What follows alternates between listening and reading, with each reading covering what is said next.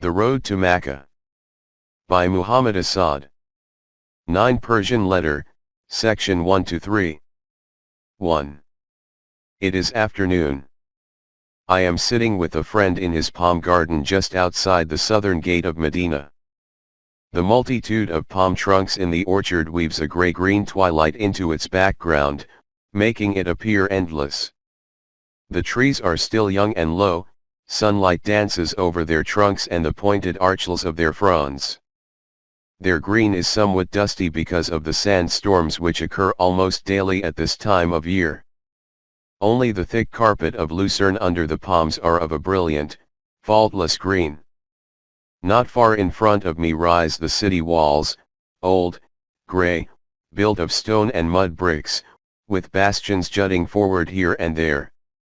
From behind the wall tower the luxuriant palms of an other garden in the interior of the city, and houses with weather-browned window shutters and enclosed balconies. Some of them have been built into the city wall and have become part of it. In the distance I can see the 5 minarets of the Prophet's mosque, high and tender like the voices of flutes.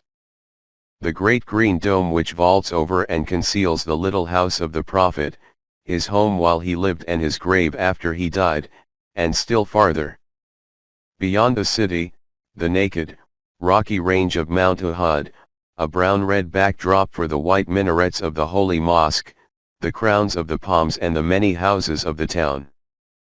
The sky, glaringly lighted by the afternoon sun, lies glass-clear over opalescent clouds, and the city is bathed in a blue, gold, and green-streaked light. A high wind plays around the soft clouds, which in Arabia can be so deceptive. Never can you say here, now it is cloudy. Soon it will rain, for even as the clouds mass heavily, as if pregnant with storm, it often happens that a roar of wind comes suddenly from out of the desert and sweeps them apart, and the faces of the people who have been waiting for rain turn away in silent resignation, and they mutter, "There is no power and no strength except in God," while the sky glares anew in a light blue clearness without mercy. I bid goodbye to my friend and walk back toward the outer city gate. A man passes by driving a pair of donkeys loaded with lucerne, himself riding on a third donkey. He lifts his staff in greeting and says, "Peace be with thee," and I reply with the same words. Then comes a young Bedouin woman, her black robe trailing behind her and the lower part of her face covered with a veil. Her shining eyes are so black that iris and pupil merge into one, and her step has something of the hesitant, swinging tension of young steppe animals. I enter the city and cross the huge, open square of Al-Makkah to the inner city wall. Beneath the heavy arch of the Egyptian gate, under which the money changers sit clinking their gold and silver coins, I step into the main bazaar, a street hardly 12 feet across, tightly packed with shops around which a small but eager life pulsates. The vendors praise their goods with cheerful songs. Gay headcloths, silken shawls, and robes of figured cashmere wool attracts the eye of the passerby. Silversmiths crouch behind small glass cases containing Bedouin jewelry, arm rings and ankle rings, necklaces and earrings. Perfume vendors display basins filled with henna, little red bags with antimony for coloring the eyelashes, multicolored bottles of oils and essences, and heaps of spices. Traders from Najd are selling Bedouin garments and camel saddles and long tasseled red and blue saddlebags from eastern Arabia. An auctioneer runs through the street, shouting at the top of his voice, with a Persian carpet and a camel hair abaya over his shoulder and a brass samovar under his arm. Floods of people in both directions. People from Medina and the rest of Arabia and, as the time of the pilgrimage has ended only a short while ago, from all the countries between the steppes of Senegal and those of the Kyrgyz. Between the East Indies and the Atlantic Ocean, between Astrakhan and Zanzibar, but in spite of the multitude of people and the narrowness of the street, there is no hurried frenzy here, no pushing and jostling, for in Medina time does not ride on the wings of pursuit. But what might appear even more strange is that despite the great variety of human types and costumes that fills them, there is nothing of an exotic medley in the streets of Medina. The variety of appearances reveals itself only to the eye that is determined to analyze. It seems to me that all the people who live in this city, or even sojourn in it temporarily, very soon fall into what one might call a community of mood and thus also of behavior and, almost, even of facial expression, for all of them have fallen under the spell of the Prophet, whose city it once was and whose guests they now are. Even after 13 centuries his spiritual presence is almost as alive here as it was then. It was only because of him that the scattered group of villages once called Yathrib became a city and has been loved by all Muslims down to this day as no city anywhere else in the world has ever been loved. It has not even a name of its own. For more than 1300 years it has been called Madinat an-Nabi, the city of the Prophet. For more than 1300 years, so much love has converged here that all shapes and movements have acquired a kind of family resemblance, and all differences of appearance find a tonal transition into a common harmony. This is the happiness one always feels here, this unifying harmony. Although life in Medina today has only a formal, distant relationship with what the Prophet aimed at, although the spiritual awareness of Islam has been cheapened here, as in many other parts of the Muslim world, an indescribable emotional link with its great spiritual past has remained alive. Never has any city been so loved for the sake of one single personality, never has any man, dead for over 1300 years, been loved so personally, and by so many, as he who lies buried beneath the great green dome. And yet he never claimed to be anything but a mortal man, and never have Muslims attributed divinity to him, as so many followers of other prophets have done after the Prophet's death. Indeed, the Quran itself abounds in statements which stress Muhammad's humanness. Muhammad is naught but a prophet, all prophets have passed away before him, if he dies or is slain, will ye then turn back upon your heels? His utter insignificance before the majesty of God has thus been expressed. The Quran, say O Muhammad, do not possess any power to grant you evil or good. I do not even possess any power to convey benefit or harm to myself, except as God may please, and had I known the unknowable, I would have acquired much good, and no evil would ever have befallen me. I am nothing but a warner and the giver of glad tidings to those who have faith in God. It was precisely because he was only human, because he lived like other men, enjoying the pleasures and suffering the ills of human existence, that those around him could so encompass him with their love. This love has outlasted his death and lives on in the hearts of his followers like the leitmotif of a melody built up of many tones. It lives on in Medina. It speaks to you out of every stone of the ancient city.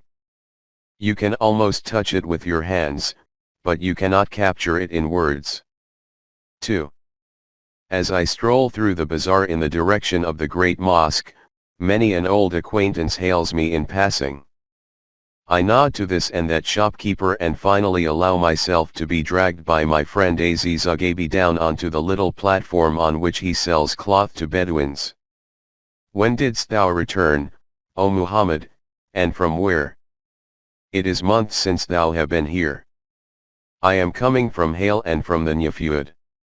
And wilt thou not remain at home for a time? No brother, I am leaving for Mecca the day after tomorrow.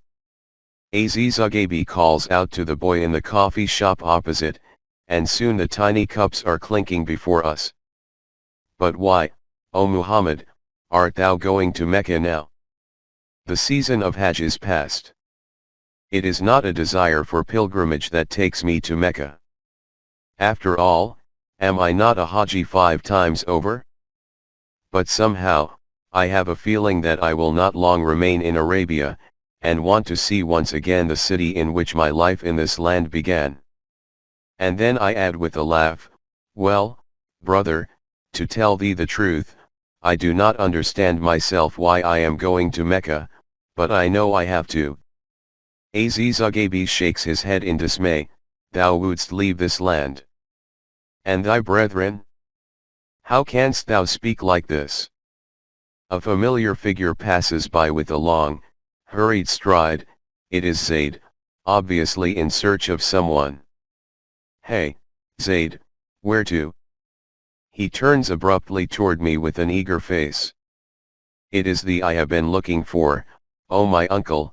There was a pack of letters waiting thy return at the post office. Here they are. And peace be upon thee, Sheikh Azizagabi. Sitting cross-legged before Azizagabi's shop, I go through the bundle of envelopes. There are several letters from friends in Mecca. One from the editor of the Neue Zürcher Zeitung of Switzerland, whose correspondent I have been for the past 6 years. One from India, urging me to come there and make the acquaintance of the largest single Muslim community in the world, a few letters from various parts of the Near East, and one with a Tehran postmark from my good friend Ali Aga, from whom I have not heard for more than a year. I open it and glance through the pages covered with Ali Aga's elegant Chicasta writing. To our most beloved friend and brother, the light of our heart, the most respected Asad Aga, may God lengthen his life and protect his steps. Amen. Peace be upon you and the grace of God, ever and ever. And we pray to God that he may give you health and happiness, knowing that it will please you to hear that we also are in perfect health. God be praised.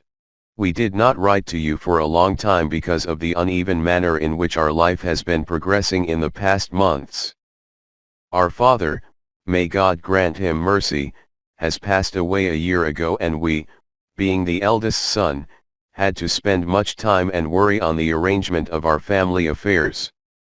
Also, it has been God's will that the affairs of his unworthy servant have prospered beyond expectation, the government having granted him a promotion to lieutenant colonel.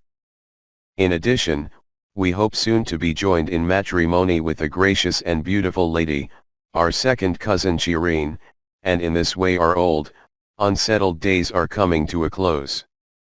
As is well known to your friendly heart, we have not been without sin and error in our past, but did not Hafiz say, O God, thou hast thrown a plank into the midst of a sea, couldst thou have desired that it remain dry? So old Ali Aga is at last going to settle down and become respectable. He was not so respectable when I first met him, a little over 7 years ago, in the town of Dam, to which he had been exiled. Although he was only 26 then, his past had been full of action and excitement. He had taken part in the political upheavals which preceded the assumption of power by Reza Khan, and could have played a considerable role in Tehran had he not lived a bit too gaily. His presence in out-of-the-way barn in the southeastern corner of Iran had been brought about by his worried and influential father in the hope that the son might be reformed if he were removed from the pleasures of Tehran. But Ali Aga seemed to have found compensations even in Bam, women, arak, and the sweet poison of opium, to which he was greatly devoted. At that time, in 1925, he was the district gendarmerie commander with the rank of lieutenant. As I was about to cross the Great Dasht-i-Lut Desert, I looked him up with a letter of introduction from the governor of Kinnan province, which in its turn was based on a letter from Reza Khan, the prime minister and dictator. I found Ali Aga in a shady garden of orange trees, oleanders, and palms through whose pointed vaults the rays of the sun were filtered. He was in his shirt sleeves. A carpet was spread on the lawn, and on it were dishes with the remnants of a meal and half-empty bottles of arak. Ali Aga apologized, "It is impossible to find wine in this damned hole," and forced me to drink the local arak, a terrible brew which went to the brain like a blow. With the swimming eyes of a northern Persian he glanced through the letter from Kerman, tossed it aside and said, "Even if you had come without introduction, I would have accompanied you myself on your journey through the Dasht-i-Lut. You are my guest. I would never let you ride alone into the Baluchi desert." Someone who until then had been sitting half concealed in the shadow of a tree rose slowly, a young woman in a knee-length, light blue silk tunic and wide, white Baluchi trousers. She had a sensual face that seemed to burn from within, large red lips and beautiful but strangely vague eyes, the lids were painted with antimony. "She is blind," Ali Aga whispered to me in French, "and she is a wonderful singer." I admired the great tenderness and respect with which he treated the girl who, as a public singer, belonged to a category in Iran more or less equated with courtesans. He could not have behaved better toward any of the great ladies of Tehran. We sat down, all three of us, on the carpet, and while Ali Agba busied himself with brazier and opium pipe, I talked with the Baluchi girl. In spite of her blindness she could laugh as only those can laugh who dwell deep in inner gladness, and she made shrewd and witty remarks such as a lady of the great world need not have been ashamed of. When Ali Aga finished his pipe, he took her gently by the hand and said, "This stranger here, this Austrian, would surely like to hear one of your songs. He has never yet heard the songs of the Baluchis." Over the sightless face lay a faraway, dreamy happiness as she took the lute that Ali Aga handed to her and began to strum the strings. She sang with a deep, husky voice a Baluchi tent song which sounded like an echo of life from her warm lips. I returned to the letter. "I wonder if you still remember, brother and respected friend, how we traveled together in those old days through the Dasht Ilut, and how we had to fight for our lives with those Baluchi bandits? Do I remember?" I smile inwardly at Ali Aga's idle question and see myself and him in the desolate Dasht Ilut, the naked desert which spreads its huge emptiness from Baluchistan deep into the heart of Iran. I was about to cross it in order to reach Sistan, the easternmost province of Iran, and thence to proceed to Afghanistan. As I had come from Kerman, there was no other way but this. We stopped, together with our escort of Baluchi gendarmes, at a green oasis on the fringe of the desert in order to hire camels and buy provisions for the long trek ahead. Our temporary headquarters were in the station house of the Indo-European Telegraph. The station master, a tall, bony, sharp-eyed man, almost never let me out of sight and seemed to appraise me with his glances. "Beware of this man," Ali Aga whispered to me, "he is a bandit. I know him, and he knows that I know him. Until a few years ago he was a real robber, but now he has saved up enough money and has become respectable, and makes more money from supplying arms to his former colleagues. I am only waiting for an opportune moment to catch him at it. But the fellow is cunning and it is difficult to prove anything. Since he has heard that you are an Austrian, he is very excited. During the World War some Austrian and German agents were trying to arouse the tribes in these parts against the British. They had bags of gold coins with them, and our friend thinks that every German or Austrian is similarly equipped. But the cunning of the station master benefited us, for he was able to find for me 2 of the best riding camels of the region. The rest of the day was occupied with haggling about water skins, camel hair ropes, rice, clarified butter, and many other odds and ends necessary for the desert journey. The afternoon of the following day we started. Ali Aga decided to go ahead with 4 gendarmes to prepare a camping place for the night, and the drawn-out line of their dromedaries soon disappeared beyond the horizon. We others, Ibrahim, myself, and the 5th gendarme, followed at a slower pace. We swayed, how new it was then to me, with the strange, swinging amble of the slim-limbed dromedaries. At first through sand dunes, yellow, sparsely dotted with clumps of grass. Then deeper and deeper into the plain, into an endless, soundless grey plain, flat and empty, so empty that it seemed not to flow but to fall toward the horizon, for your eye could find nothing there on which to rest, no ridge on the ground, no stone, no bush, not even a blade of grass. No animal sound, No chirping of birds or humming of a beetle broke through that vast silence, and even the wind, deprived of all impediments, swept low without voice over the void, no, fell into it, as a stone falls into an abyss. This was not a silence of death, but rather of the unborn, of that which had never yet come to life, the silence before the first word. And then it happened. The silence broke. A human voice struck gently, chirping, into the air and remained suspended, as it were, and to you it seemed as if you could not only hear but see it. So lonely and so undisguised by other sounds it floated over the desert plain. It was our Baluchi soldier. He sang a song of his nomad days, a half-sung and half-spoken rhapsody, a quick succession of hot and tender words which I could not understand.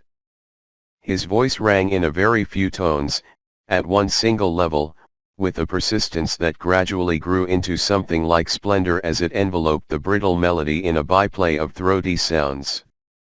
And, by sheer repetition and variation of the same theme, unfolded an unsuspected wealth in its flat tones, flat and limitless, like the land in which it had been born.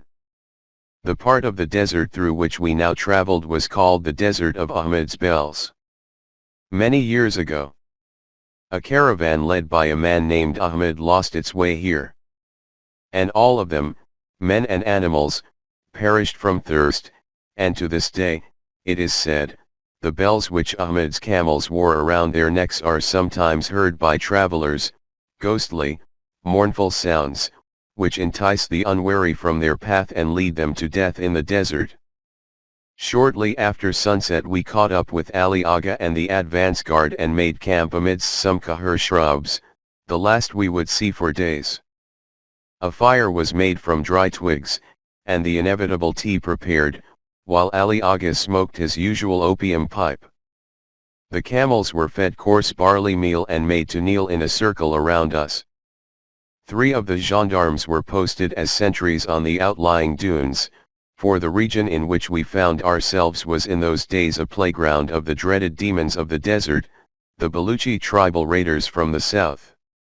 Ali Aga had just finished his pipe and tea and was drinking arak, alone, for I was not in a mood to keep him company, when a rifle shot shattered the silence of the night. A second shot from one of our sentries answered and was followed by an outcry somewhere in the darkness. Ibrahim, with great presence of mind, immediately threw sand on the fire. More rifle shots from all directions. The sentries were now invisible, but one could hear them call out to one another.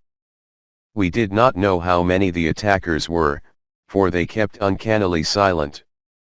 Only off and on a faint stab of light from a rifle muzzle announced their presence, and once or twice I could discern white-clad figures flitting through the blackness. Several low-aimed bullets whizzed over our heads, but none of us were hit.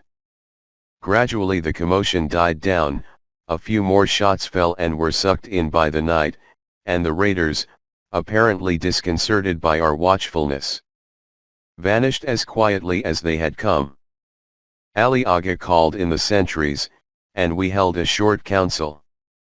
Originally, we had intended to spend the night here, but as we had no idea how strong the attacking party was, and whether they would not return with reinforcements, we decided to break camp immediately and to move on. The night was as black as pitch, heavy, low clouds had concealed the moon and the stars. In summertime it is better, as a rule, to travel in the desert at night, but under normal circumstances we would not have risked a march in such darkness for fear of losing our way, for the hard gravel of Dasht Ilut does not keep any tracks. In the early times the Iranian kings used to mark the caravan routes in such deserts by guideposts of masonry, but like so many other good things of the old days, these marks had long since disappeared. Indeed, they were no longer necessary. The wire of the Indo-European telegraph, laid by the British at the beginning of the century from the Indian frontier across the Dasht Ilut to Kerman, served equally well, or even better, as a guide, but in a night like this, wire and telegraph posts were invisible. This was discovered to our dismay when after about half an hour the gendarme who had been riding ahead as our guide suddenly reined in his mount and shamefacedly reported to Ali Aga. "Hazrat, I cannot see the wire anymore." For a moment we all remained silent. There were wells, we knew, only along the route marked by the telegraph line, and even these were very widely spaced. To lose one's way here would mean to perish like Ahmed's legendary caravan. Thereupon Ali Aga spoke up in a way which was quite unlike his usual manner, and one could safely presume that Arak and opium were responsible. He drew out his pistol and bellowed. "Where is the wire? Why did you lose the wire, you sons of dogs? Oh, I know, you are in league with those bandits and are trying to lead us astray so that we may perish from thirst and thus be easy plunder." This reproach was certainly unjust, for a Baluchi would never betray a man with whom he has eaten bread and salt. Our gendarmes, obviously hurt by their lieutenant's accusation, assured us of their innocence, but Ali Aga broke in. "Silence! Find the wire immediately or I will shoot down every one of you, you sons of burned fathers." I could not see their faces in the darkness but could sense how deeply they, the free Baluchis, were feeling the insult. They no longer even bothered to reply. Then suddenly one of them, our guide of a while ago, detached himself from the group, struck his camel with his whip and disappeared at a gallop into the darkness. "Where to?" shouted Ali Aga and received a few indistinct words in reply. For a few seconds one could hear the soft padding of the camel's feet, then the sounds dived into the night. In spite of my conviction, a moment before, of the innocence of the Baluchi gendarme, the hesitant thought crossed my mind, now he has gone to the bandits. Ali Aga was right, after all. I heard Ali Aga draw back the safety catch of his pistol and I did the same. Ibrahim slowly unslung his carbine. We sat motionless in our saddles. One of the dromedaries grunted softly, a gendarme's rifle butt struck against a saddle. Long minutes passed. You could almost hear the breathing of the men.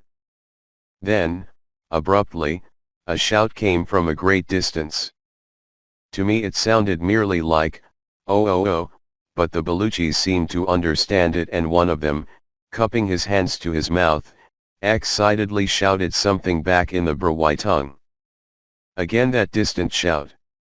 One of the gendarmes turned toward Ali Aga and said in Persian, "The wire, Hazrat.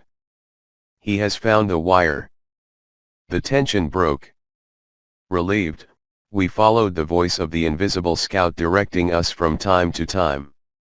When we reached him, he rose in his saddle and pointed into the darkness. "There is the wire." And rightly, after a few moments we almost struck against a telegraph post. The first thing Ali Aga did was very characteristic of him.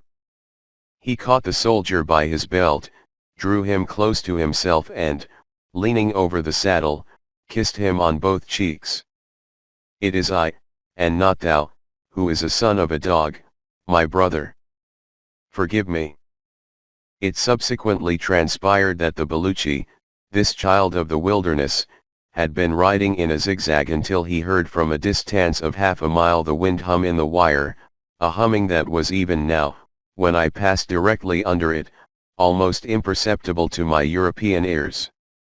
We proceeded slowly, cautiously, through the black night, from invisible telegraph pole to invisible telegraph pole, one of the gendarmes always riding ahead and calling out each time his hand struck a pole. We had found our way and were determined not to lose it again. I awakened from my reverie and returned to Ali Aga's letter.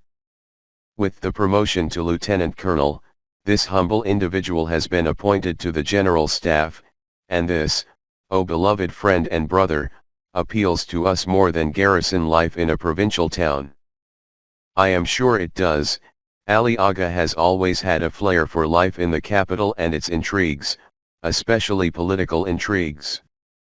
And indeed, in his letter he goes on to describe the political atmosphere of Tehran. Those endless wranglings under the surface, those intricate maneuverings with which foreign powers have for so long managed to keep Iran in a state of restlessness that makes it well nigh impossible for the strange, gifted nation to come into its own. Right now, we are being harassed by the English Oil Company. Great pressure is being exerted upon our government to extend the concession and thus to prolong our slavery. The bazaars are buzzing with rumors, and God alone knows where all this will lead to. The bazaar has always played a most important role in the political life of Eastern countries, and this is particularly true of the Tehran bazaar, in which the hidden heart of Iran pulsates with a persistence that defies all national decay and all passing of time. Between the lines of Ali Aga's letter, this huge bazaar, almost a city in itself, reappears before my eyes with the vividness of a sight seen only yesterday, a wide meshed twilight labyrinth of halls and passageways roofed with vaults of pointed arches.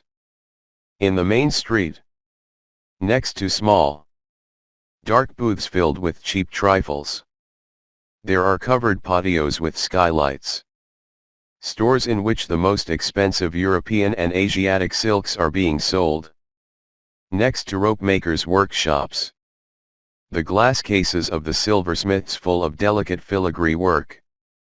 Multicolored textiles from Bokhara and India mingle with rare Persian carpets, hunting carpets with figures of knights on horseback, lions, leopards, peacocks and antelopes, glass pearl necklaces and automatic lighters next to sewing machines, black, unhappy umbrellas side by side with yellow embroidered sheepskin robes from Khorasan, all assembled in this extremely long hall as if in an immense and not too carefully arranged shop window. In the innumerable side chains of this tangled maze of handicrafts and commerce, the shops are grouped according to trades. Here you see the long line of saddlers and leather workers, with the red of dyed leather as the dominant color and the sourish smell of leather permeating the air. There are the tailors. And from every niche, for most of the shops consist only of a single ratio niche with about 3 or 4 square yards of floor space, one hears the whirring of industrious sewing machines. Long garments are hung out for sale. Always the same garments, so that when you walk you sometimes think that you are standing still. You have a similar impression in many other parts of the bazaar as well. Nonetheless, the abundance of sameness at every single point has nothing in common with monotony. It intoxicates the stranger and fills him with uneasy satisfaction. Even though you visit the bazaar for the 100th time, you find the mood around you always the same, seemingly unchanged, but of that inexhaustible, vibrating changelessness of an ocean wave which always alters its forms but keeps its substance unchanged. The bazaar of the coppersmiths, a chorus of bronze bells, are the swinging hammers which beat out of copper, bronze, and brass the most varied shapes, transforming formless metal sheets into bowls and basins and goblets. What an acoustic sureness! This hammering in altering tempos across the whole length of the bazaar, every man acquiescing to the rhythm of the others, so that there should be no dissonance to the ear, 100 workmen hammering on different objects in different shops, but in the whole bazaar street only one melody. In this deep, more than merely musical, almost social desire for harmony appears the hidden grace of the Iranian soul. The Spice Bazaar. Silent alleys of white sugar cones, rice bags, mounds of almonds and pistachios, hazelnuts and melon kernels, basins full of dried apricots and ginger, brass plates with cinnamon, curry, pepper, saffron and poppy seeds, the many little bowls of aniseed, vanilla, cummins, cloves and countless odd herbs and roots which exude a heavy, overpowering aroma. Over the shining brass scales crouch the lords of these strangenesses, like Buddhas, with crossed legs, from time to time calling out in an undertone to a passerby and asking after his wants. All speech is only whisper here, for one cannot be noisy where sugar flows smoothly from bag into balance scale, and one cannot be noisy where time or aniseed is being weighed. It is the same adaptation to the mood of the material which enables the Iranian to knot noble carpets out of innumerable colored wool threads, thread by thread, fraction of an inch by fraction of an inch, until the whole stands there in its playful perfection. It is no accident that Persian carpets have no equal in the world. Where else could one find this deep quiet, this thoughtfulness and absorption in one's own doing? Where else such eyes, dark depths to which time and the passing of time mean so little? In cavernous niches, somewhat larger than the usual ones, sit silent miniature painters. They are copying old miniatures from handwritten books that have long ago been torn to shreds. Depicting in breath-fine lines and colors the great things of life, fights and hunts, love and happiness and sadness. Fine and thin as nerve threads are their brushes, the colors are riot entrusted to lifeless vessels but are mixed on the living palm of the painter and distributed in minute blobs and drops on the fingers of the left hand. On new pages of flawless whiteness, the old miniatures experience a rebirth, stroke after stroke, shade after shade. Side by side with the flaking gold backgrounds of the originals emerge the shining ones of the copies. The faded orange trees of a royal park blossom again in a new spring, the tender women in silks and furs repeat once again their loving gestures, anew rises the sun over an old nightly polo game. Stroke after stroke, shade after shade, the silent men follow the creative adventures of a dead artist, and there is as much love in them as there was enchantment in him, and this love makes you almost forget the imperfection of the copies. Time passes, and the miniature painters sit bent over their work, strangers unto the day. Time passes. In the bazaar streets nearby, Western junk penetrates with stubborn gradualness into the shops. The kerosene lamp from Chicago, the printed cotton cloth from Manchester and the teapot from Czechoslovakia advance victoriously. But the miniature painters sit cross-legged on their worn straw mats, burrowing with tender eyes and fingertips into the blissful old joys, and give to their royal hunts and ecstatic lovers a new awakening, day after day. Numberless are the people in the bazaar, gents with European collar and often trailing Arabian abaya over a European or semi-European suit, conservative burghers in long kaftans and silken sashes, peasants and artisans in blue or drab jackets. Singing dervishes, Iran's aristocratic beggars, in white, flowing garments, sometimes with a leopard skin over the back, long hair and mostly of fine build. The women of the middle class are, according to their means, dressed in silk or cotton, but always in black, with the traditional short Tehran veil standing stiffly away from their faces. The poorer ones wear a light-colored flowered cotton wrap. Ancient mullahs ride on magnificently caparisoned asses or mules and turn upon the stranger a fanatical stare that seems to ask, "What are you doing here? Are you one of those who work for our country's ruin?" Iran's long experience of Western intrigues has made its people suspicious. No Iranian really expects any good to come to his country from the Faranges. But Ali Agha does not seem to be unduly pessimistic. Iran is old but certainly not yet ready to die. We have often been oppressed. Many nations have swept over us, and all of them have passed away, but we remain alive. In poverty and oppression, in ignorance and darkness, but we remain alive. This is because we Iranians always go our own way. How often has the outside world tried to force on us new ways of life, and has always failed. We do not oppose outer forces with violence, and therefore it may sometimes appear as if we had surrendered to them, but we are of the tribe of the Muriyun, that little, insignificant ant which lives under walls. You, light of my heart, must have seen sometimes in Iran how well-built houses with strong walls suddenly collapse for no apparent reason. What was the reason? Nothing but those tiny ants which for many years, with unceasing industry, have been burrowing passages and cavities in the foundation. Always advancing by a hair's breadth, slowly, patiently, in all directions, until at last the wall loses its balance and topples over. We Iranians are such ants.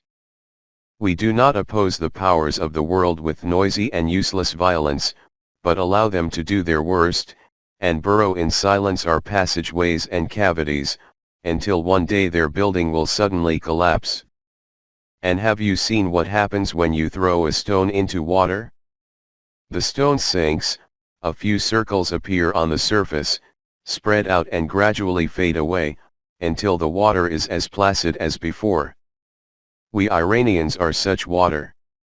The Shah, may God prolong his life, has a heavy burden to bear, with the English on one side and the Russians on the other. But we have no doubt that, by the grace of God, he will find a way to save Iran. Ali Agha's implicit faith in Reza Shah does not, on the surface, appear to be misplaced. He is undoubtedly one of the most dynamic personalities I have ever met in the Muslim world, and of all the kings I have known, only Ibn Saud can compare with him. The story of Reza Shah's rise to power is like a fantastic fairy tale, possible only in this Eastern world where personal courage and willpower can sometimes lift a man out of utter obscurity to the pinnacle of leadership.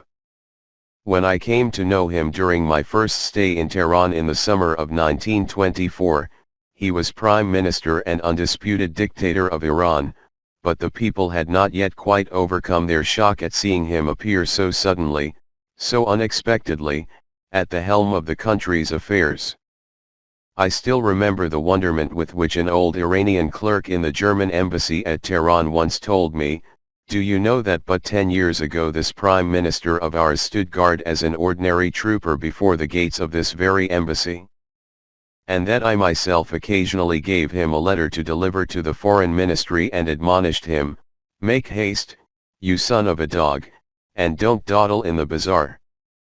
Yes, it had not been so many years since Reza the trooper stood sentry before the embassies and public buildings of Tehran. I could picture him as he stood there in the shabby uniform of the Iranian Cossack Brigade, leaning on his rifle and gazing at the activity in the streets around him. He would watch Persian people stroll along like dreamy shadows or sit in the cool of evening along the water channels, as I watched them. And from the English bank behind his back, he would hear the rattling of typewriter, the bustle of busy people, the whole rustling stir which distant Europe had brought into that Tehran building with its blue faience facade. It may have been then, for the first time, nobody told me this, but I somehow think it must have been so, that in the unschooled head of the soldier Reza a wondering, questioning thought arose, must it be like this? Must it be that people of other nations work and strive, while our life flows past like a dream? And it was perhaps at that moment that desire for change, creator of all great deeds, discoveries and revolutions, began to flicker in his brain and mutely call for expression. At other times he may have stood sentry before the garden gateway of one of the great European embassies. The well-tended trees moved with the wind, and the gravelled pathways crunched under the feet of white-garbed servants. In that house in the midst of the park a mysterious power seemed to dwell. It cowed every Iranian who passed through the gate and caused him to straighten his clothes self-consciously and made his hands embarrassed and awkward.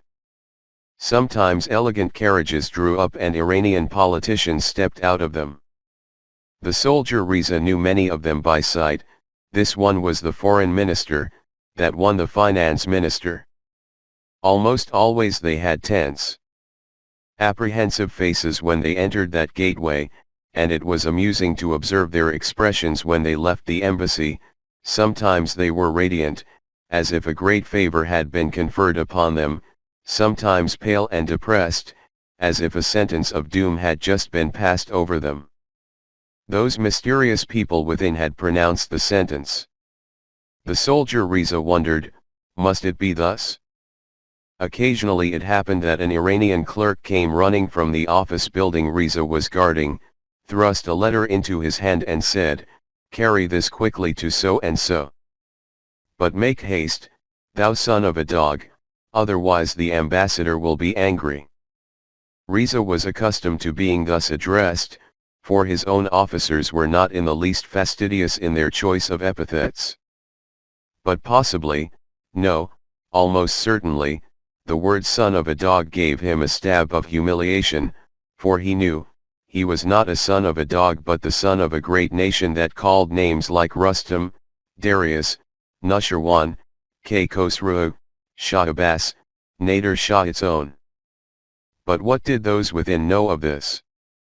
What did they know of the forces which moved like a dark, dumb stream through the breast of the 40-year-old soldier and sometimes threatened to burst his ribs and make him bite his fists in powerless despair?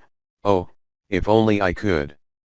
And the desire for self-affirmation that weepingly dwells in every Iranian sometimes rose up with painful, unexpected violence in the soldier Riza, and made his mind clear and made him suddenly understand a strange pattern in all he saw. The Great War was over. After the Bolshevik Revolution, the Russian troops which had previously occupied northern Iran were withdrawn, but immediately afterward communist upheavals broke out in the Iranian province of Gilan on the Caspian Sea, led by the influential Kukuk Khan and supported by regular Russian units on land and sea. The government sent out troops against the rebels, but the badly disciplined and poorly equipped Iranian soldiers suffered defeat after defeat, and the battalion in which Sergeant Riza, then nearly 50 years old, was serving proved no exception. But once, when his unit turned to flight after an unlucky skirmish, Riza could not hold himself any longer. He stepped from the breaking ranks and called out, for everyone to hear, "Why do you run away, Iranians, you, Iranians?" He must have felt what Charles XII of Sweden had felt when he lay wounded on the field of Poltava and saw his soldiers race by in headless flight and called out to them with a despairing voice, "Why do you run away, Swedes, you Swedes?" But the difference was that King Charles was bleeding from many wounds and had nothing at his disposal except his voice. While the soldier Riza was unhurt and had a loaded Mauser pistol in his hand, and his voice was strong and threatening as he warned his comrades, "Whoever flees, I will shoot him down, even if it is my brother." Such an outburst was something new to the Iranian troops. Their confusion gave way to astonishment. They became curious, what could this man have in mind? Some officers protested and pointed out the hopelessness of their position, and one of them scoffed, "Will you, perhaps, lead us to victory?" In that second, Riza may have relived all the disappointments of his earlier years, and all his dumb hopes were suddenly lighted up. He saw the end of a magic rope before him, and he grasped it. "Accepted!" he cried, and turned to the soldiers, "Will you have me as your leader?" In no nation is the cult of the hero so deeply ingrained as in the Iranian, and this man here seemed to be a hero.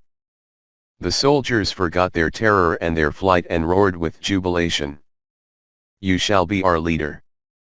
"So be it," replied Riza, "I will lead you, and I will kill whosoever attempts to flee." But no one thought any longer of flight. They threw away the cumbersome knapsacks, attached their bayonets to their rifles, and under Riza's leadership the whole battalion turned round and captured a Russian battery in a surprise assault, drew other Iranian units with it, overran the enemy, and after a few hours the battle was decided in favor of the Iranians.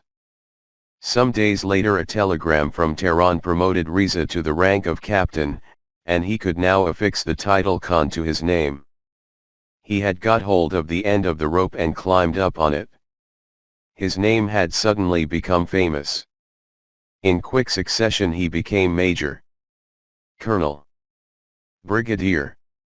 In the year 1921 he brought about, in company with the young journalist Zia ad-Din and 3 other officers, a coup d'état, arrested the corrupt cabinet and, with the help of his devoted brigade, forced the weak and insignificant young Shah Ahmed to appoint a new cabinet. Zia ad-Din became prime minister, Riza Khan minister of war. He could neither read nor write. But he was like a demon in his drive for power. And he had become the idol of the army and the people, who now, for the first time in ages, saw a man before them, a leader. In the political history of Iran, scenes change quickly.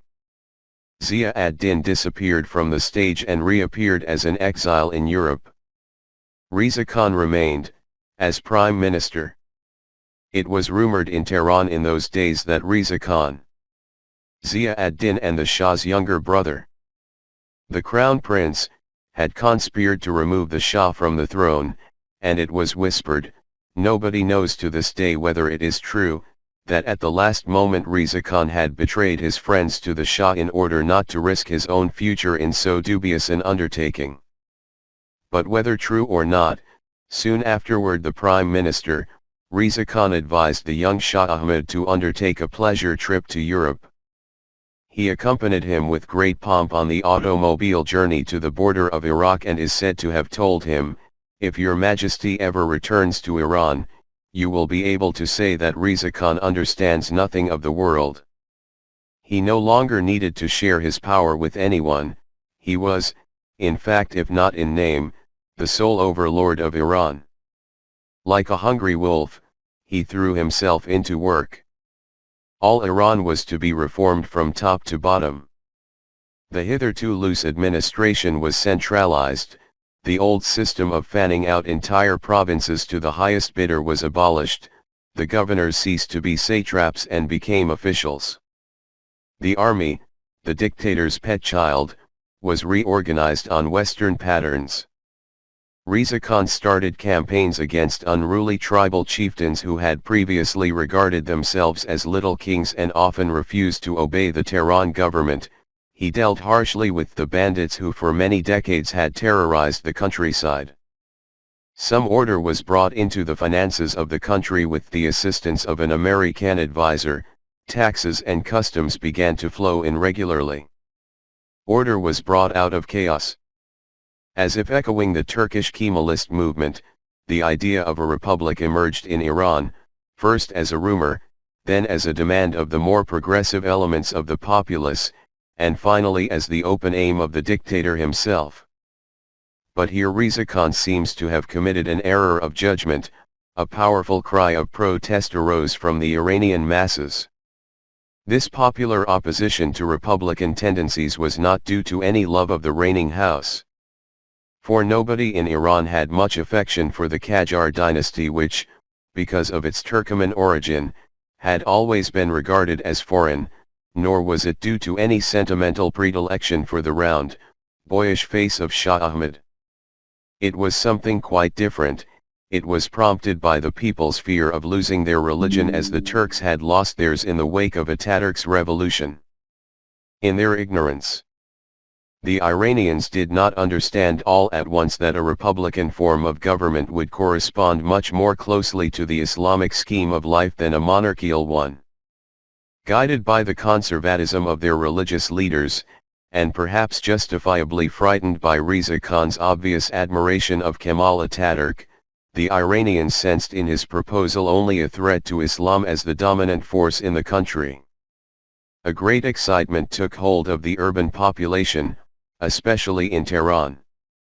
A furious mob, armed with sticks and stones, assembled before Riza Khan's office building and uttered curses and threats against the dictator who but yesterday had been a demigod.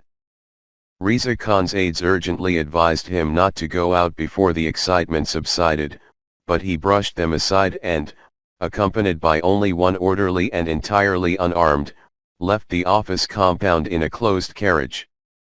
As soon as the carriage emerged from the gates, the mob seized the horses' reins and brought them to a standstill. Some people tore the carriage door open, dragged him out, drag him out into the street. But already he was getting out himself, his face livid with rage, and began to beat the heads and shoulders of those about him with his riding crop. "You sons of dogs, away from me, away! How dare you? I am Riza Khan. Away to your women and your beds." And the raging crowd, which had been threatening death and destruction but a few minutes ago, became silent under the impact of his personal courage. They drew back, melted away, one by one, and disappeared in the side alleys. Once again, a great leader had spoken to his people. He had spoken in anger, and the people were cowed. It may have been at that moment that a feeling of contempt broke through Riza Khan's love for his people and clouded it forever. But in spite of Riza Khan's prestige success, the Republic did not materialize. The debacle of this plan made it obvious that military power alone could not bring about a reform movement in the face of the people's resistance. Not that the Iranians were opposed to reform as such, but they instinctively realized that an imported, Western political doctrine would mean the end of all hope of ever attaining to a healthy development within the context of their own culture and religion. Riza Khan did not understand this, then or ever, and thus became estranged from his people. Their love for him vanished and a fearful hatred gradually took its place. They began to ask themselves, what has the hero really done for his country? They enumerated Riza Khan's achievements. The reorganization of the army, but at the price of tremendous costs which placed crushing tax burdens on the already impoverished people. The suppressed tribal rebellions, but also the suppressed patriots, showy building activity in Tehran, but ever-growing misery among the peasants in the countryside. People began to remember that but a few years ago Riza Khan had been a poor soldier and now he was the richest man in Iran, with innumerable acres of land to his name. Were these the reforms about which so much had been spoken? Did the few glittering office buildings in Tehran and the luxury hotels which had sprung up here and there under the dictator's influence really represent any betterment of the people's lot? It was at this stage of his career that I came to know Riza Khan. Whatever the rumors about his personal ambition and alleged selfishness, I could not fail to recognize the man's greatness from the moment he first received me in his office at the War Ministry. It was probably the simplest office occupied anywhere, at any time, by a prime minister. A desk, a sofa covered with black oilcloth, a couple of chairs, a small bookshelf and a bright but modest carpet on the floor were all that the room contained, and the tall, heavy-set man in his middle 50s who rose from behind the desk was attired in a plain khaki uniform without any medals, ribbons, or badges of rank. I had been introduced by the German ambassador, Count von der Schulenburg, for although I was Austrian myself, I represented a great German newspaper. Even during that first, formal conversation I became aware of the somber dynamism of Riza Khan's nature. From under grey, bushy brows a pair of sharp, brown eyes regarded me, Persian eyes that were usually veiled by heavy lids, a strange mixture of melancholy and hardness. There were bitter lines around his nose and mouth, but the heavy boned features betrayed an uncommon power of will which kept the lips compressed and filled the jaw with tension. When you listened to his low and well-modulated voice, the voice of a man accustomed to speak words of importance and to weigh each of them on his tongue before it was permitted to become sound, you thought you were listening to a man with a 30-year career of staff officer and high dignitary. Behind him, and you could hardly believe that it was only 6 years since Riza Khan had been a sergeant, and only 3 since he had learned to read and write. He must have sensed my interest in him, and perhaps also my affection for his people, for he insisted that this interview should not be the last, and asked me, as well as Schulenburg, to tea next week at his summer residence at Shemran, the beautiful garden resort some miles out of Tehran. I arranged with Schulenburg to come first to him, Like most of the other foreign representatives, he also was spending the summer in Sherman, and to go together to the Prime Minister's residence. But as it happened, I was unable to arrive in time. A few days earlier I had purchased a small four-wheeled hunting carriage with 2 spirited horses. How spirited they were became fully obvious a few miles outside Tehran, when, following some wicked impulse, they obstinately refused to go ahead and insisted on returning home. For about 20 minutes I struggled with them. In the end, I let Ibrahim take horses and carriage home and set out on foot in search of some other means of transportation.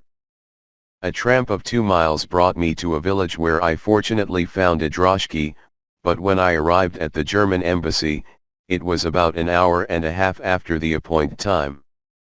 I found Schulenberg pacing up and down his study like an angry tiger, with all his usual suavity gone for to his Prussian cum ambassadorial sense of discipline. Such an offense against punctuality seemed no less than blasphemy. At my sight he exploded with indignation. You can't do that to a prime minister. Have you forgotten that Reza Khan is a dictator and, like all dictators, extremely touchy? My horses seem to have overlooked this fine point, Count Schulenberg, was my only reply. Even if it had been the Emperor of China, I would not have been able to arrive any earlier. At that the Count recovered his sense of humor and broke out into loud laughter. By God, such a thing has never happened to me before. Let's go then, and hope that the footman doesn't slam the door in our faces. He did not. When we arrived at Reza Khan's palace the tea party was long over and all the other guests had departed, but the dictator did not appear in the least offended by my breach of protocol. Upon hearing the reasons for our delay, he exclaimed, "Well, I would like to see these horses of yours. I think they must belong to the opposition party. I don't know whether it might not be wise to have them placed in police custody. If anything, my contretemps rather helped than hindered the establishment of an easy, informal relationship between the all-powerful Prime Minister of Iran and the young journalist, which later made it possible for me to move about the country with a freedom greater than that accorded to most other foreigners." But Ali Agha's letter does not refer to the Reza Khan of those early days. The man who lived with a simplicity almost unbelievable in display-loving Iran. It refers to Reza Shah Pahlavi, who ascended the peacock throne in 1925, it refers to the king who has given up all pretense of humility and now seeks to emulate Kemal Ataturk in building a vainglorious western facade onto this ancient eastern land. I come to the end of the letter. Although you, beloved friend, are now in the blessed city of the Holy Prophet, we trust you have not forgotten nor ever will forget your unworthy friend and his country. O Ali Agha! Friend of my younger days, light of my heart. As you yourself would phrase it, your letter has made me drunk with remembrance. Persia drunk as I became when I began to know your country, that old, dim jewel set in a setting of ancient gold and cracked marble and dust and shadows, the shadows of all the days and nights of your melancholy country and of the dark, dreaming eyes of your people. I still remember Kermanshah, the first Iranian town I saw after I left the mountains of Kurdistan. A strange, faded, opaque atmosphere lay about it, muffled, subdued, not to say shabby.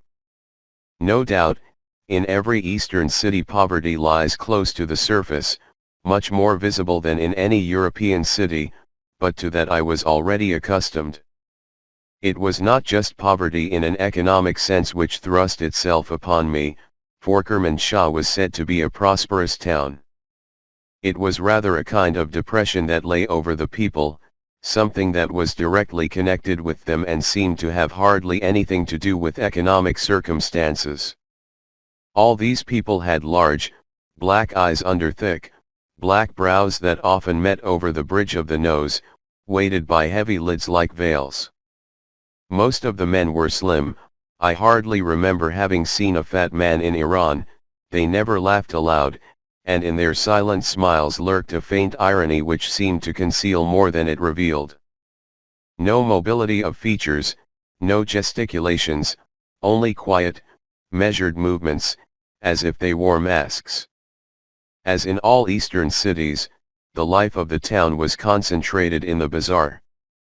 It revealed itself to the stranger as a subdued mixture of brown, gold brown and carpet red, with shimmering copper plates and basins here and there, and perhaps a blue majolica painting over the door of a caravanserai with figures of black-eyed knights and winged dragons. If you looked more carefully, you could discover in this bazaar all the colors of the world, but none of these variegated colors could ever quite assert itself in the unifying shadows of the vaults that covered the bazaar and drew everything together into a sleepy duskiness.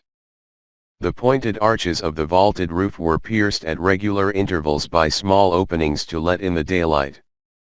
Through these openings the rays of the sun fell in the aromatic air of the halls they gained the quality of a substance and resembled opaque, slanted pillars of light, and not the people seemed to go through them but they, the shining pillars, seemed to go through the shadowy people. For the people in this bazaar were gentle and silent like shadows.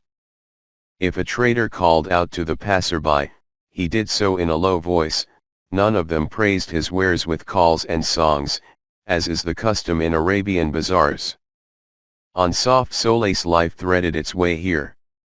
The people did not elbow or shove one another. They were polite, with a politeness which seemed to bend forward to you but in reality held you at arm's length. They were obviously shrewd and did not mind starting a conversation with the stranger, but only their lips were talking. Their souls stood somewhere in the background, waiting, weighing, detached. In a tea house some men of the working class sat on straw mats, perhaps artisans, laborers, caravan drivers, huddled together around an iron basin filled with glowing coals. Two long-stemmed pipes with round porcelain bowls made the round. The sweetish smell of opium was in the air. They smoked wordlessly, each man took only a few deep draughts at a time, passing the pipe on to his neighbor. And then I saw what I had not observed before. Many, very many people were smoking opium, some of them more and others less publicly.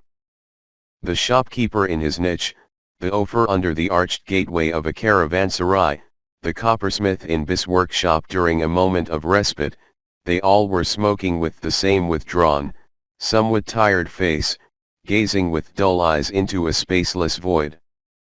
Fresh, green poppies with thick buds were being sold by vendors all over the bazaar and apparently consumed in this way, another, milder form of taking opium. Even children were eating the seeds in doorways and corners. 2, 3 of them would divide the delicacy among themselves with an old-age tolerance toward each other, without childish egoism, but also without childish joy or vivacity. But how could they have been otherwise? In their earliest life they were given a heavy brew of poppy seeds to drink whenever they cried and bothered their parents.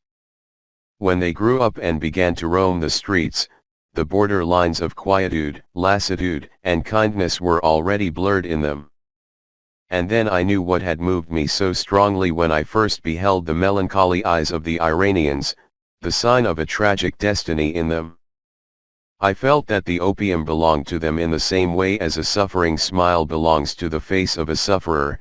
It belonged to their gentleness, to their inner lassitude, it belonged even to their great poverty and great frugality. It did not seem to be so much vice as expression, and perhaps also help. Help against what? Strange land of questions. My mind dwells so long on my impressions of Kermanshah, the first Iranian city I came to know, because those impressions continued, in varying forms but always unchanged in substance, throughout the year and a half that I remained in Iran. A soft, pervasive melancholy was the dominant note everywhere. It was perceptible in villages and towns, in the daily doings of the people and in their many religious festivals. Indeed, their religious feeling itself, so unlike that of the Arabs, bore a strong tinge of sadness and mourning. To weep over the tragic happenings of 13 centuries ago, to weep over the deaths of Ali, the Prophet's son-in-law, and Ali's two sons, Hussain and Hussain, seemed to them more important than to consider what Islam stood for and what direction it wanted to give to men's lives. On many evenings, in many towns, you could see groups of men and women assembled in a street around a wandering dervish, a religious mendicant clad in white, with a panther skin on his back, a long-stemmed axe in his right hand and an alms bowl carved from a coconut in his left. He would recite a half-sung, half-spoken ballad about the struggles for succession to the caliphate that followed the death of the Prophet in the 7th century, a mournful tale of faith and blood and death, and it would always run somewhat like this. Listen, O people, to what befell God's chosen ones, and how the blood of the Prophet's seed was spilled over the earth. There was once a prophet whom God had likened unto a city of knowledge, and the gate to that city was the most trusted and valiant of his followers, his son-in-law Ali, light of the world, sharer of the Prophet's message, called the Lion of God. When the Prophet passed away, the Lion of God was his rightful successor. But wicked men usurped the Lion's God-ordained right and made another the Prophet's Khalifa, and after the first usurper's death, another of his evil ilk succeeded him, and after him, yet another. And only after the third usurper perished did the will of God become manifest, and the Lion of God attained to this rightful place as commander of the faithful. But Ali's and God's enemies were many, and one day, when he lay prostrate before his Lord in prayer, an assassin's sword struck him dead. The earth shook in anguish at the blasphemous deed, and the mountains wept, and the stones shed tears. Oh, God's curse be upon the evildoers, and may everlasting punishment consume them. And again, an evil usurper came to the fore and denied the Lion of God's sons, Hussain and Hussain, sons of Fatima the Blessed, their right of succession to the Prophet's throne. Hussain was foully poisoned, and when Hussain rose in defense of the faith, his beautiful life was extinguished on the field of Karbala as he knelt down by a pool of water to quench his thirst after the battle. Oh, God's curse be upon the evildoers, and may the angels' tears forever water the sacred soil of Karbala. The head of Hussain, the head the Prophet had once kissed, was cruelly cut off, and his headless body was brought back to the tent where his weeping children awaited their father's return. And ever since, the faithful have invoked God's curse on the transgressors and wept over the deaths of Ali and Hussain and Hussein, and you, O faithful, raise your voices in lament for their deaths, for God forgives the sins of those who weep for the seed of the Prophet. And the chanted ballad would bring forth passionate sobbing from the listening women, while silent tears would roll over the faces of bearded men. Such extravagant laments were a far cry indeed from the true historical picture of those early happenings that had caused a never-healed schism in the world of Islam. The division of the Muslim community into Sunnites, who form the bulk of the Muslim peoples and stand firm on the principle of an elective succession to the caliphate, and the Shiites, who maintain that the Prophet designated Ali, his son-in-law, as his rightful heir and successor. In reality, however, the Prophet died without nominating any successor, whereupon one of his oldest and most faithful companions, Abu Bakr, was elected Khalifa by the overwhelming majority of the community. Abu Bakr was succeeded by Umar and the latter by Uthman, and only after Uthman's death was Ali elected to the caliphate. There was, as I knew well even in my Iranian days, nothing evil or wicked about Ali's three predecessors.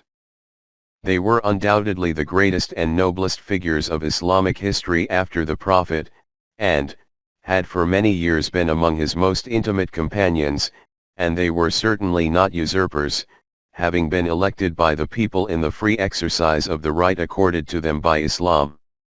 It was not their assumption of power but rather Ali's and his followers' unwillingness to accept wholeheartedly the results of those popular elections that led to the subsequent struggles for power.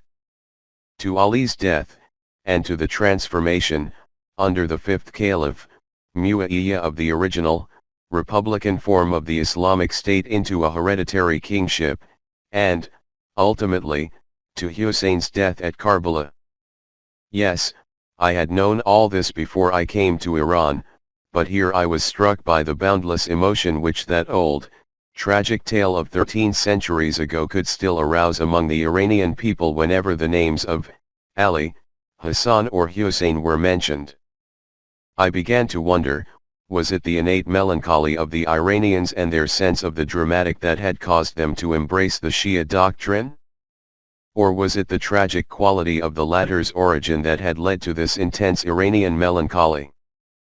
By degrees, over a number of months, a startling answer took shape in my mind.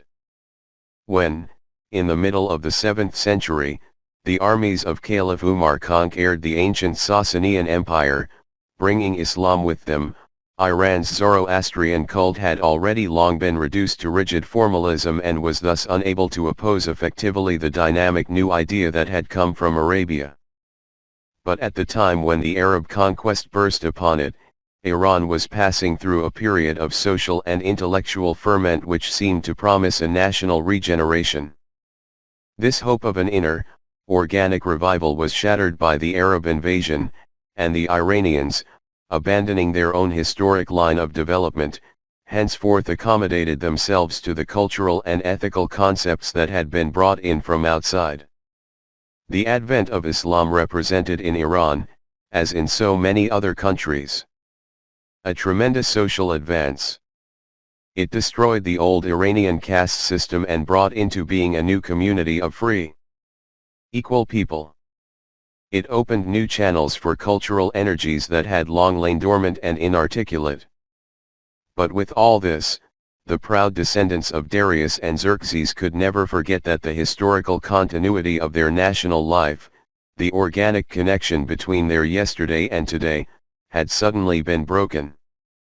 A people whose innermost character had found its expression in the Baroque dualism of the Zand religion and its almost pantheistic worship of the four elements, air, water, fire, and earth, was now faced with Islam's austere, uncompromising monotheism and its passion for the absolute. The transition was too sharp and painful to allow the Iranians to subordinate their deeply rooted national consciousness to the supranational concept of Islam. In spite of their speedy and apparently voluntary acceptance of the new religion, they subconsciously equated the victory of the Islamic idea with Iran's national defeat.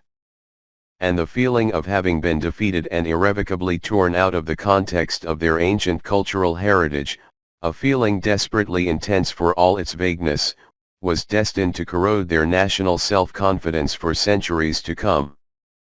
Unlike so many other nations to whom the acceptance of Islam gave almost immediately a most positive impulse to further cultural development, the Iranians' first, and, in a way, most durable, reaction to it was one of deep humiliation and repressed resentment. That resentment had to be repressed and smothered in the dark folds of the subconscious, for in the meantime Islam had become Iran's own faith. But in their hatred of the Arabian conquest, the Iranians instinctively resorted to what psychoanalysis describes as overcompensation. They began to regard the faith brought to them by their Arabian conquerors as something that was exclusively their own. They did it by subtly transforming the rational, unmystical God consciousness of the Arabs into its very opposite, mystical fanaticism and somber emotion. A faith which to the Arab was presence and reality and a source of composure and freedom, evolved, in the Iranian mind, into a dark longing for the supernatural and symbolic. The Islamic principle of God's ungraspable transcendency was transfigured into the mystical doctrine, for which there were many precedents in pre-Islamic Iran, of God's physical manifestation in especially chosen mortals who would transmit this divine essence to their descendants. To such a tendency, an espousal of the Shia doctrine offered a most welcome channel. For there could be no doubt that the Shiite veneration, almost deification, of Ali and his descendants concealed the germ of the idea of God's incarnation and continual reincarnation, an idea entirely alien to Islam but very close to the Iranian heart. It had been no accident that the Prophet Muhammad died without having nominated a successor and, indeed, refused to nominate one when a suggestion to that effect was made shortly before his death. By his attitude he intended to convey, firstly, that the spiritual quality of prophethood was not something that could be inherited, and secondly, that the future leadership of the community should be the outcome of free election by the people themselves and not of an ordination by the prophet, which would naturally have been implied in his designation of a successor, and thus, he deliberately ruled out the idea that the community's leadership could ever be anything but secular or could be in the nature of an apostolic succession. But this was precisely what the Shia doctrine aimed at. It not only insisted, in clear contradiction to the spirit of Islam, on the principle of apostolic succession but reserved that succession exclusively to the Prophet's seed, that is, to his cousin and son-in-law Ali and his lineal descendants. This was entirely in tune with the mystical inclinations of the Iranians. But when they enthusiastically joined the camp of those who claimed that Muhammad's spiritual essence lived on in Ali and the latter's descendants, the Iranians did not merely satisfy a mystical desire, there was yet another, subconscious motivation for their choice. If Ali was the rightful heir and successor of the Prophet, the three caliphs who preceded him must obviously have been usurpers, and among them had been Umar, that same Umar who had conquered Iran. The national hatred of the conqueror of the Sasanian Empire could now be rationalized in terms of religion, the religion that had become Iran's own. Umar had deprived Ali and his sons Hassan and Hussain of their divinely ordained right of succession to the Caliphate of Islam and, thus, had opposed the will of God. Consequently, in obedience to the will of God, Ali's party was to be supported. Out of a national antagonism, a religious doctrine was born. In the Iranian enthronement of the Shia doctrine, I discerned a mute protest against the Arabian conquest of Iran. Now I understood why the Iranians cursed Umar with a hatred far more bitter than that reserved for the other two usurpers. Abu Bakr and Uthman, from the doctrinal point of view, the first caliph, Abu Bakr, should have been regarded as the principal transgressor, but it was Umar who had conquered Iran. This, then, was the reason for the strange intensity with which the house of Ali was venerated in Iran. Its cult represented a symbolic act of Iranian revenge on Arabian Islam, which stood so uncompromisingly against the deification of any human personally, including that of Muhammad.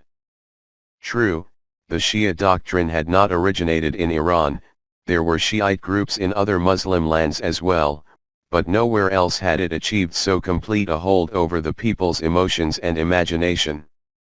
When the Iranians gave passionate vent to their mourning over the deaths of Ali, Hassan, and Hussain, they wept not merely over the destruction of the house of Ali but also over themselves and the loss of their ancient glory. They were a melancholy people, those Iranians. Their melancholy was reflected even in the Iranian landscape, in the endless stretches of fallow land, the lonely mountain paths and highways, the widely scattered villages of mud houses, the flocks of sheep which were driven in the evening in grey-brown waves to the well. In the cities life dripped in slow, incessant drops, without industry or gaiety, everything seemed to be shrouded in dreamy veils, and each face had a look of indolent waiting. One never heard music in the streets. If in the evening a Tatar stable boy broke into song in a caravanserai, one involuntarily pricked up one's ears in astonishment. Publicly only the many dervishes sang, and they always sang the same ancient, tragic ballads about Ali, Hassan, and Hussain. Death and tears wove around those songs and went like heavy wine to the heads of the listeners. A terror of sadness, but of a willingly, almost greedily accepted sadness, seemed to lie over these people. On summer evenings in Tehran, you could see men and women crouching motionless by the watercourses that ran along both sides of the streets under the shadow of the huge elm trees. They sat and stared into the flowing water. They did not talk to one another. They only listened to the gurgling of the water and let the rustling of the tree branches pass over their heads. Whenever I saw them, I had to think of David's psalm, "By the rivers of Babylon, there we sat down, yeah, we wept." They sat by the side of the watercourses like huge, dumb, dark birds, lost in silent contemplation of the flowing water. Were they thinking a long drawn-out thought which belonged to them, and to them alone? Were they waiting? For what? And David sang, "We hanged our harps upon the willows in the midst thereof." 3. Come, Zayd, let us go, and I put Ali Agha's letter into my pocket and rise to say goodbye to Aziz Agabi. But he shakes his head. No, brother, let Zayd stay here with me for a while. If thou art too niggardly to tell me all that has befallen thee during these past months, let him tell me the story in thy stead. Or dost thou think thy friends no longer care about what happens to thee?